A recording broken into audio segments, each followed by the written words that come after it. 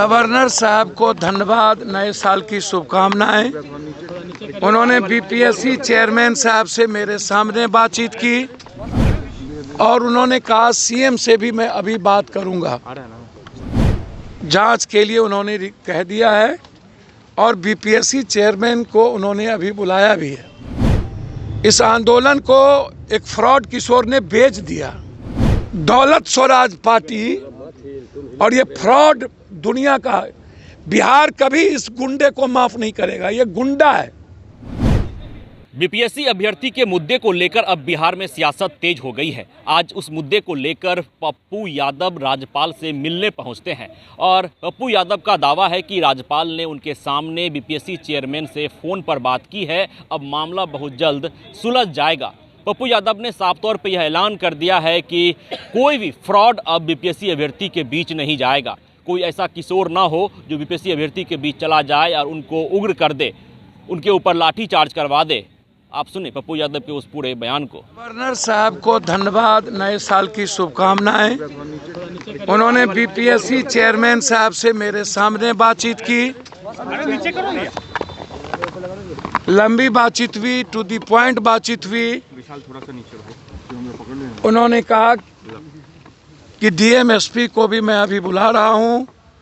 बच्चों पर जो डीएसपी और एसडीओ यूपीएससी बीपीएससी के बच्चों पर केस कैसे हुआ, लाठी क्यों चली, पूरे मुद्दों पर मैंने डिटेल बातचीत की और उन्होंने कहा सीएम से भी मैं अभी बात करूंगा।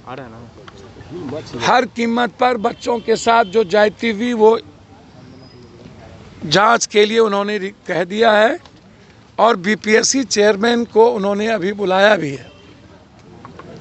बीपीएससी चेयरमैन का कहना था कोई डेलीगेट उनसे मिलने जा रहा है यूपीएससी के सवाल पे,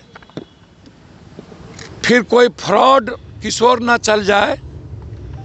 इस आंदोलन को एक फ्रॉड किशोर ने बेच दिया, मुहिम खत्म कर दिया। सरकार से मिलकर के पदाधिकारी के साथ उन्होंने पैसे का साठगांठ किया और इस आंदोलन को भेज दिया और कल रात में जाके बच्चों को गाली गलौज किया, कुत्ता, कमीना, साला, कम्बल देते हैं तुमको।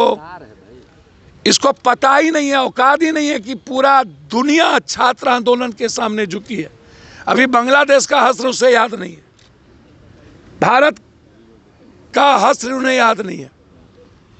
ये दौलत स्वराज पार्टी और ये फ्रॉड दुनिया का है। बिहार कभी इस गुंडे को माफ नहीं करेगा, ये गुंडा है। ये जिस तरीके से बिहेव किया है इसको एक भी छात्र माफ नहीं करेगा, बिहार का आने वाली पीढ़ी माफ नहीं करेगा। इन्हें बिहार से भागना होगा।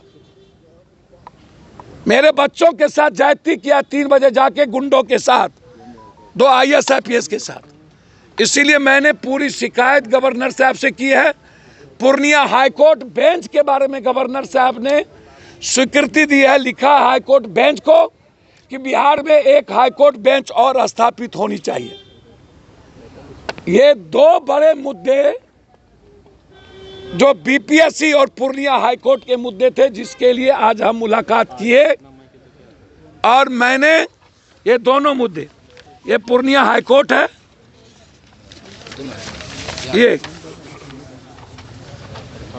ये पूर्णिया हाईकोर्ट का बेंच का है कि बिहार में एक हाईकोर्ट बेंच और ये मुद्दे, और उन्होंने अभी ही मुख्यमंत्री से बात करने का आश्वासन दिया। डीएम-एसपी को बोले हैं कि मैं बुला रहा हूं और बीपीएससी चेयरमैन से वो डायरेक्ट बात किए और उनको कहा है कि आप पूरा डिटेल हमें आकर के बताएं कि किस आधार पर आप 4 तारीख को एग्जामिनेशन लेने की बात कर रहे हैं। तो आपने सुना किस तरह से पप्पू यादव ने कहा है कि प्रशांत किशोर फ्रॉड हैं। उन्होंने साफ तौर पर ऐलान कर दिया है कि कोई फ्रॉड, कोई किशोर फिर से बीपीएससी भर्ती के बीच नहीं जाना चाहिए और छात्र को नहीं उकसाना चाहिए, छात्र को नहीं भड़काना चाहिए।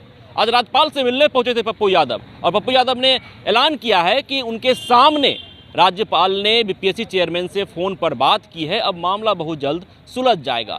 बीपीएससी अभ्यर्थी का यह मामला है और लगातार यह मामला बिहार में तूल पकड़ रहा है, क्योंकि बीपीएससी अभ्यर्थी लगातार अनशन पर बैठे हैं राजधानी पटना के गर्दनीबाग धरना स्थल पर और उनकी मांग है कि री एग्जाम हो।